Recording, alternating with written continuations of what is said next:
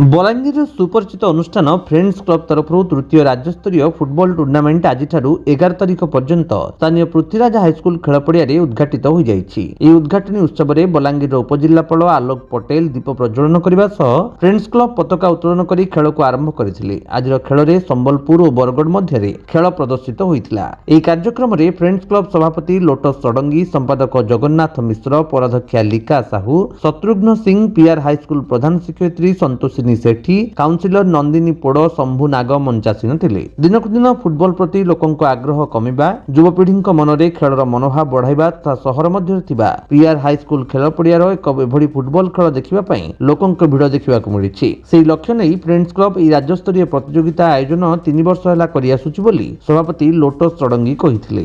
Friends club तरफ गत वर्ष भाया विगत वर्ष भाया ये वर्ष भी से आरंभ कर निहाती भाव में गोटे स्वागत योग्य पदक्षेप। विभिन्न प्रकार जो कौन हिसाब से हो डिफरेंट काइंड ऑफ स्पोर्ट्स जिते अधिक नजर को आसो, प्लेयर्स मान नजर को आसो, सोसाइटी रे नजर को आसो, से संख्यार खेल प्रति खेल प्रेमी मान बढ़े समस्त ये भल जिन डिफरेंट जिलूर आसी आशा करवा बढ़िया बढ़िया मैचेस हो, फाइनल मैच भी चित्ताकर्षक हो, समस्त कोऑपरेशन रे मैच प्रॉपर्ली हो, समस्त विशेष अभिनंदन। आम तृतीय वर्ष राज्यस्तरीय फुटबॉल टूर्नामेंट आम करूँ फ्रेंड्स क्लब तरफ सबु वर्ष परी ए वर्ष भी हजार हजार संख्यार खेल प्रेमी तथा बलांगीर आदिवासी को आम आपणकर माध्यम रे आमे आह्वान करूचु जे खेल प्रति फुटबॉल प्रति आपणकर रुचि रहू, आपणकर आंतरिकता रहू एवं स्पोर्ट्स प्रति केनता के आमर युवपीढ़ी केनता करी उत्साहित हेबे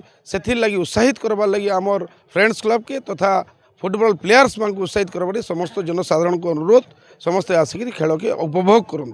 आज प्रथम दिन आज अच्छे बरगढ़ एवं संबलपुर एकदम बढ़िया गोटे मुकाबला हवा और समस्त को आमे अनुरोध करूँ जे सबुदिन एकदम भल भल टीम माने आसुचन, राज्यर विभिन्न जिल्लारू आसुचन और आपण आसुन और ये खेल के पीआर स्कूल पड़िया केते सुंदर पड़िया हो जाइए, ये पड़िया समस्त उपभोग करूँ। बलांगीर अंजु पृष्टि रिपोर्ट, विश्व विजयी न्यूज ओडिशा।